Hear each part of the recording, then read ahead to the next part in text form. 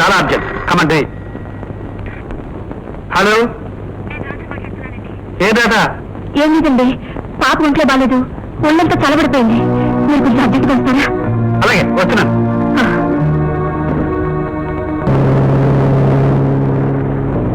Driver, car ఆపు.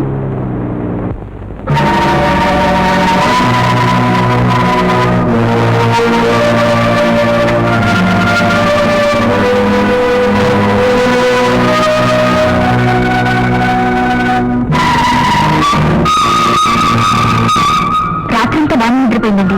పొద్దున్న వచ్చేసరికి ఒళ్ళు చలబడిపోయింది, చేతులు వంకలు తిరిగిపోతున్నాయి. దాంతో భయం వేసి ఆయన ఫోన్ చేశాను. ఏం పర్లేదు, పాపం తీసుకెళ్ళొచ్చు. Thank you doctor, thank you. Radha, పాపం తీసుకుని ఇంటికెళ్ళు. నేను ఆఫీస్లో పని చేసుకుని మళ్ళీ రాత్రికి వస్తాను. అలాగే. ఏమిటి అలా ఉన్నావు? నిన్నే ఏమిటి అలా ఉన్నావు? ఎలా ఉన్నాను? బానే ఉన్నాను.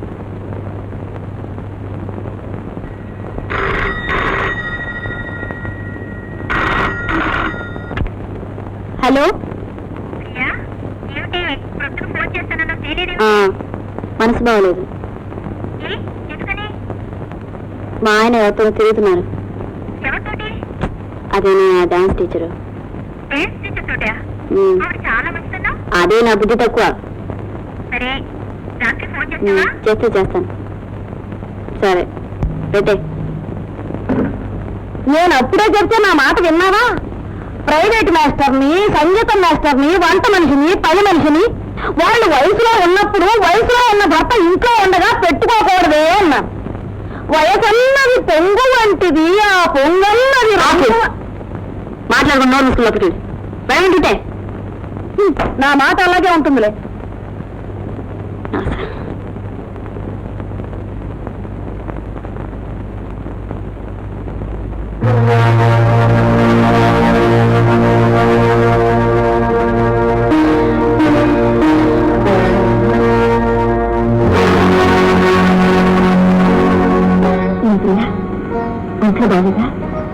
ఎప్పుడు బాగుండకుండా పోతానని చూస్తున్నావా?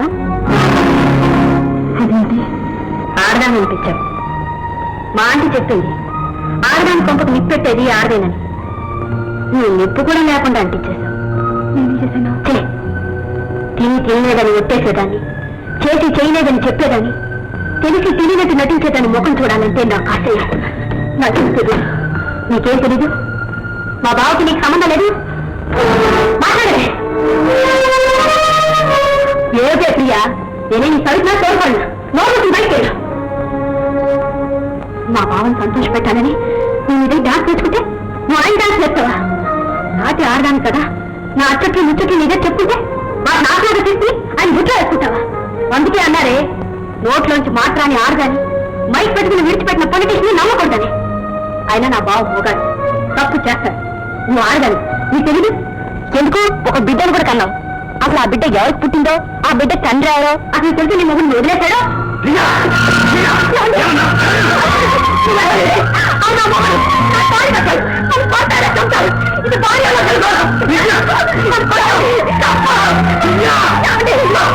నేను చెప్తున్నాను, అది చెప్పిందని నువ్వు కదలగాలి. నీకు దాని సంబంధం ఉన్నది. ఏమన్నా ఏమనుకున్నా సరే ఆ ఒంటి మీద కానీ చేయాలి. నేను చచ్చినట్టు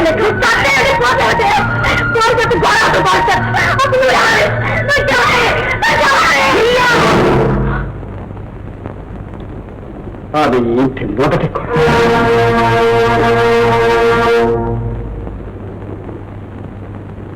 మొదటి కోడల అంటే తాళి కట్టని నా భార్య ప్రియ. నువ్వు అనుకున్నట్లు ఆడదే ఆడదాని కాపురాన్ని పాడు చేస్తుంది. కానీ ఒక్కో ఆడ తన కాపురాన్ని పాడు చేసుకుని మరో ఆడదాని కాపురాన్ని నిలబెడుతుంది. నిన్ను పెళ్లి చేసుకోమని అమ్మా నాన్న నిన్ను బలవంతం చేశారు. అప్పుడు నేను చేసుకోకపోవడానికి కారణం ఈ రాధ. చేసుకోవడం నేను మళ్ళీ పెళ్లి చేసుకోవడానికి కారణం ఈ రాధ. ఆమెకు పెళ్ళైపోయిందన్న అబద్ధం నేను నమ్మడం.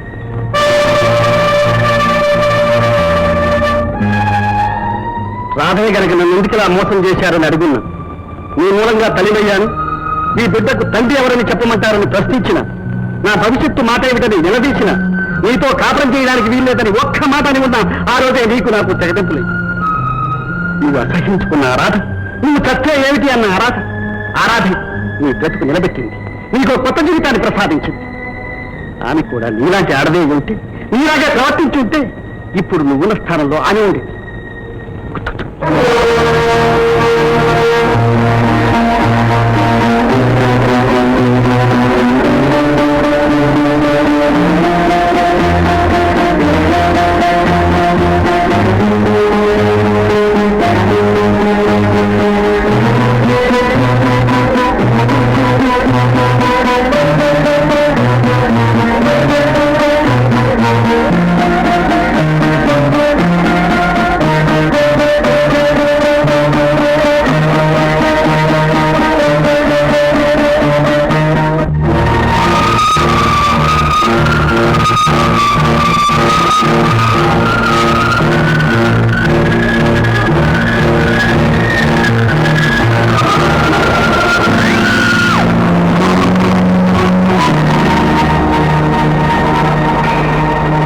ప్రతిసారి నీ నుంచి దూరం అయ్యే అవకాశం వస్తుంది, పోకుండా ఇలా కట్టేస్తుంది.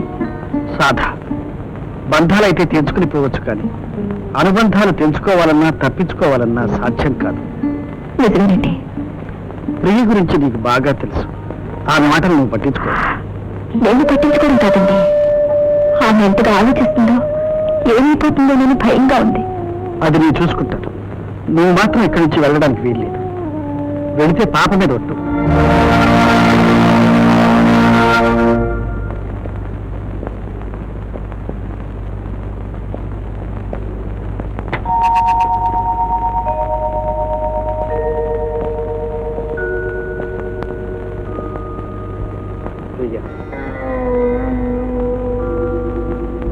జరిగింది ఎందుకు జరిగిందని కానీ, ఎలా జరిగిందని కానీ, ఎందులో తప్పేదని కానీ ఆలోచించొద్దు. జరిగే ప్రతిదానిలోనూ కొన్ని తప్పులు ఉంటాయి, ఒప్పులు ఉంటాయి. నేను రాధకి న్యాయం చేయలేకపోయాను, నీకు న్యాయం చేయలేకపోయాను. ఆమెకు అన్యాయం జరగకూడదని తాపత్రయం తప్ప నీకు అన్యాయం చేయాలనే ఉద్దేశం నాకెప్పుడూ లేదు. తుఫాను ఎప్పుడు వచ్చినా భయంకరంగానే ఉంటుంది. దానిని తట్టుకోవడం కూడా చాలా కష్టం. ఆ గాలిని తట్టుకుని ఒక్క క్షణం నిలబడగలిగితే ఆ తరువాత ప్రశాంతమైన వాతావరణం ఏర్పడుతుంది.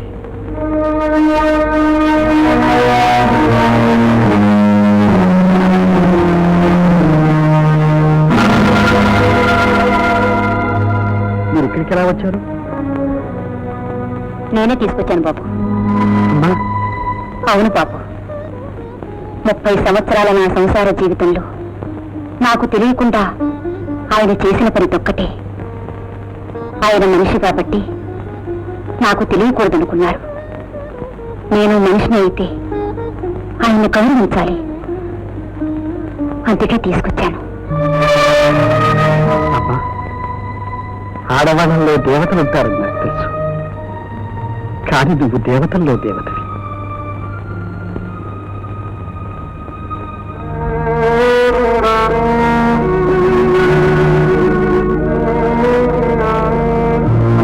డాక్టర్ గారు, మీరు నాకు సాయం చేయాలి. ఏమిటమ్మాది? మా వారికి ఫోన్ చేసి నా క్యాన్సర్ అని చెప్పాలి. క్యాన్సరా? డాక్టర్ గారు, నేను ఈ పని చేయలేనమ్మా. డాక్టర్ గారు, నేను అడుగుతున్నది ఊరికే కాదు, ఒక జీవితాన్ని నిలబెట్టడానికి. అంటే? ఏం లేదు, మా ఆయనకి ముందే పెళ్ళయింది. నా కోసం ఆవిడ త్యాగం చేసింది. ఇది తెలిసాక ఎలాగైనా వాళ్ళిద్దరిని ఒక చేయాలిగా. కాదమ్మా, నా వల్ల కాదు.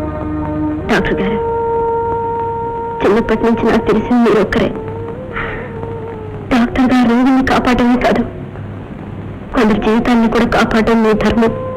నా వల్ల కాదమ్మా. డాక్టర్ గారు, నిజంగా ఇది మీ వల్ల కాకపోతే నువ్వు ఇద్దరు మాటల్లో నేను ఆత్మహత్య చేసుకుంటాను. నేను చచ్చిపోయి ఆ అమ్మాయి జీవితానికి దారి చూపించమంటారా? లేకపోతే మీరు అబద్ధం చెప్పి నన్ను బతికించి ఆ అమ్మాయి జీవితాన్ని నిలబెడతారా? చెప్పండి. బాబు బాబు, ఏ ధర్మయ్య? అమ్మాయికి పర్వాలేదన్నారు బాబు. ఇవాళ రేపు ఇంటికి తీసుకెళ్ళొచ్చన్నారు. హలో మిస్టర్ గోపి, నేను డాక్టర్ రాజశేఖర్ అని మాట్లాడుతున్నాను. ఏం డాక్టర్? నేను ఇప్పుడే మీ ఆవిడ నోట్లోంచి రక్తం పడిందని వచ్చింది. రక్తం పడిందా? అవును. ఏమి డాక్టర్? అవి క్యాన్సర్.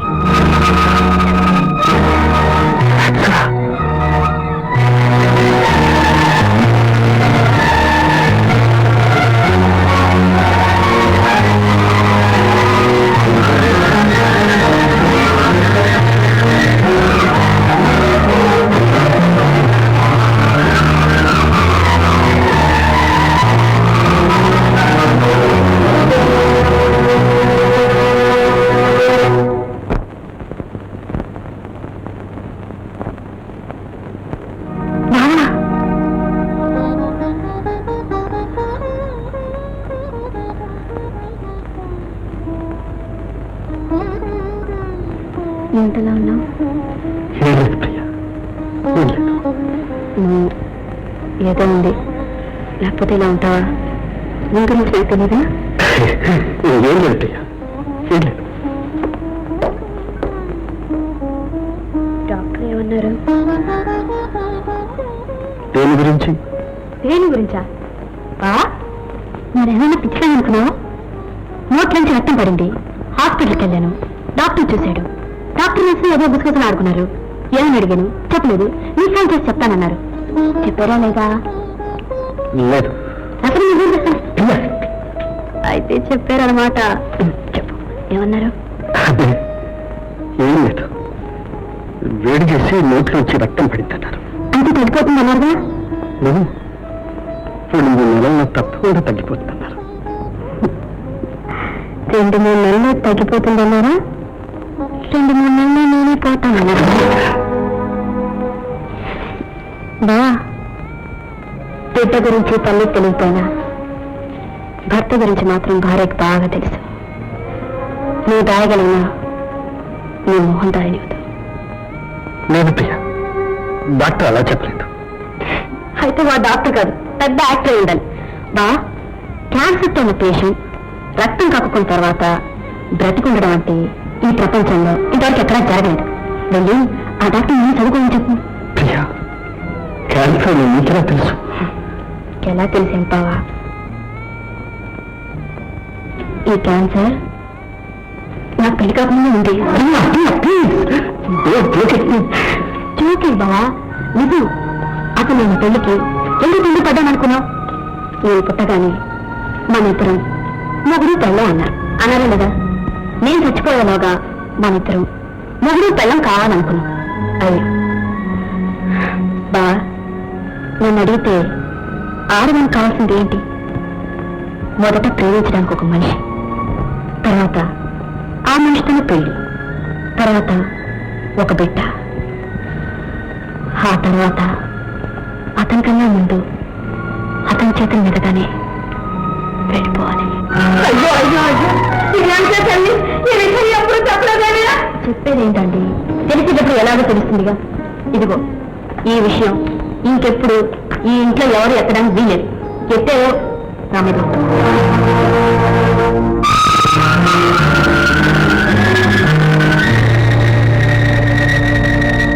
కాదమ్మా, ప్రియకి క్యాన్సర్ అటమ్మా.